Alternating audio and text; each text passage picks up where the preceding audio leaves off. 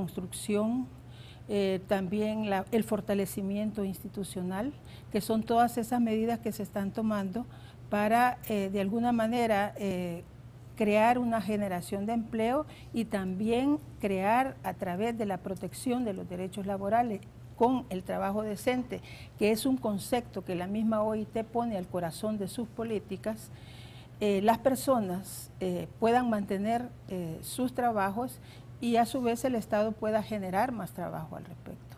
Entonces creo que estamos dando pasos acertados e incluso ahorita el Estado, el gobierno de El Salvador ya está viendo cómo todo ese plan anticrisis, incluirlo en el programa quinquenal, ¿verdad?, de gobierno.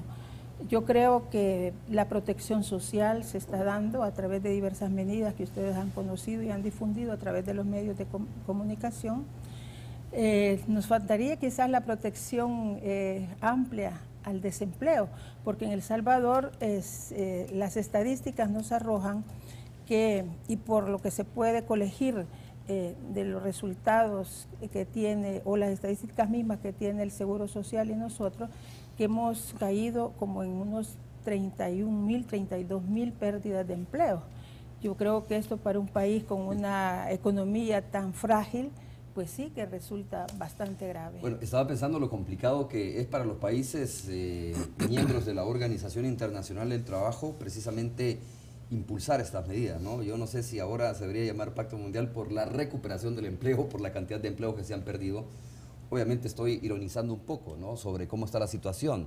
En El Salvador se han perdido, por ejemplo, no sé, no tengo el dato, doctora, no sé si usted lo maneja, pero se hablaba de hasta 15.000, incluso algunos hablaron hasta 20.000 o más empleos que se perdieron en el marco de esta crisis. Entonces ahora la meta principal es recuperar realmente esa cantidad de empleos que se han perdido y sin duda que este instrumento es valioso para eso precisamente. Impulsar esas medidas significaría ahora no generar más empleos, sino el paso inicial es recuperar los empleos, ¿no?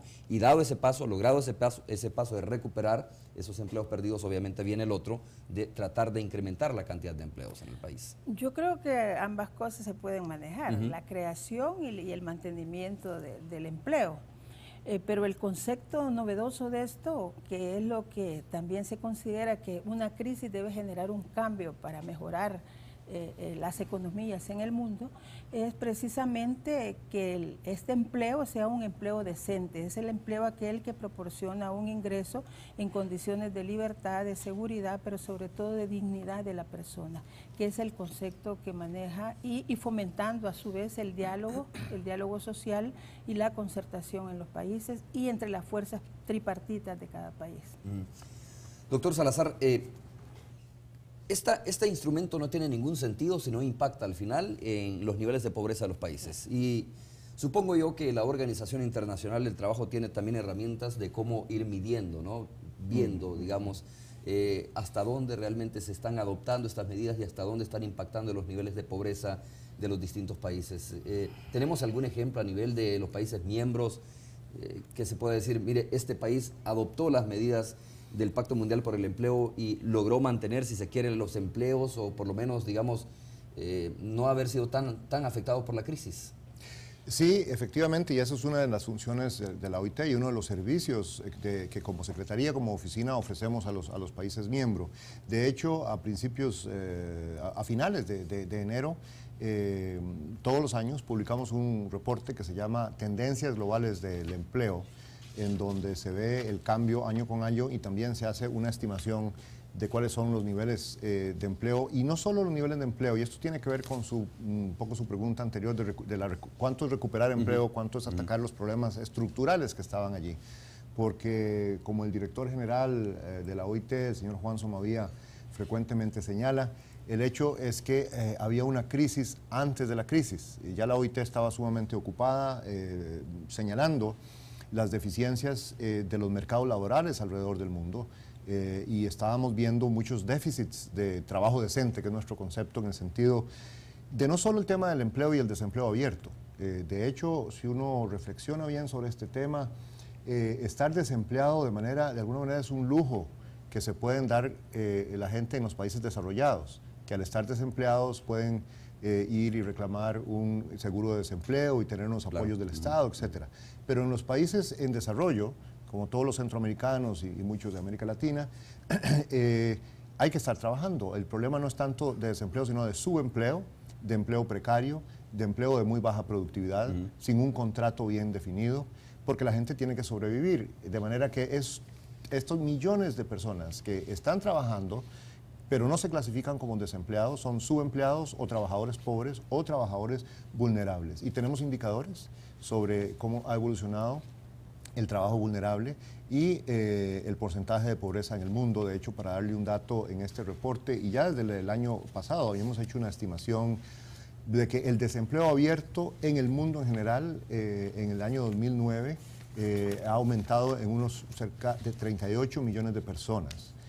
Pero que sin embargo el riesgo, y aquí sí es mucho más difícil la estimación porque no hay datos precisos y hay que usar ciertas metodologías, pero estimamos que varios escenarios, pero que es posible que el monto de gente bajo la línea de pobreza en el mundo globalmente pudo haber aumentado o puede estar aumentando como resultado de esta crisis en unos 200 millones de personas. De manera que hay que ver esos impactos y hay que ver también los grupos vulnerables, los jóvenes, la mujer también.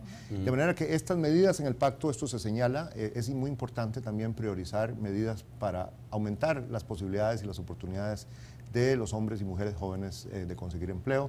Sabemos que en la juventud hay particularmente un problema. En la mayoría de países el desempleo es de los jóvenes 2 o 3 veces el desempleo promedio del resto de la población. Muchas veces son los primeros en ser despedidos y los últimos en ser contratados porque tienen menos experiencia laboral que mostrar en su currículum. Y incluso aquellos que tienen la fortuna de graduarse de la universidad y demás están encontrando dificultades de conseguir trabajo en estas circunstancias. Y si podemos individualizar, ¿cuáles son las responsabilidades o las obligaciones que adquirieron cada uno de los miembros del organismo tripartito? Es decir, ¿cuál es el papel del privado? ¿Cuál es el papel del empleador? ¿Y cuál es el papel digamos, del empleado, ¿no? En este caso? Es decir, supongo yo que cada uno en este compromiso tripartito adquirió algunos compromisos que tiene que desarrollar o aplicar. Sí, creo que podríamos resumirlos tal vez de la siguiente forma. En primer lugar, todos expresaron al suscribir este pacto de que ese listado de políticas, ese portafolio de políticas es positivo y que se comprometen a examinarlo en sus países y ver cómo poner en práctica o fortalecer medidas en cada uno de esos temas. Eso es una visión que da un marco para examinar un poco, autoexaminar si se quiere las políticas y ver cómo se pueden mejorar. Y en segundo lugar, a discutirlo vía diálogo social. Como sabemos, las políticas más exitosas alrededor del mundo es cuando hay un amplio consenso de diferentes sectores, hay un liderazgo, por supuesto, de parte de quien hace la política pública, que es el gobierno, y a conversar y a tratar de alguna manera convertir ese pacto mundial en algún pacto nacional, si se quiere, por el empleo. Cada país suscribir un pacto, ¿no? Sí. Es decir, con ese nombre o con otro nombre, aquí en El Salvador se llama el Plan Global Anticrisis. El nombre exacto no importa tanto, pero sí es más la voluntad y la visión de trabajar en esas líneas estratégicas. Y también, al principio decía que hay 4 secciones, pero hay una 5ª sección en el pacto que se refiere a un tema muy importante, y lo mencionaba la señora ministra antes, que no se trata solo del ataque a la coyuntura, sino de aprovechar esta coyuntura para hacer las tareas y sentar las bases para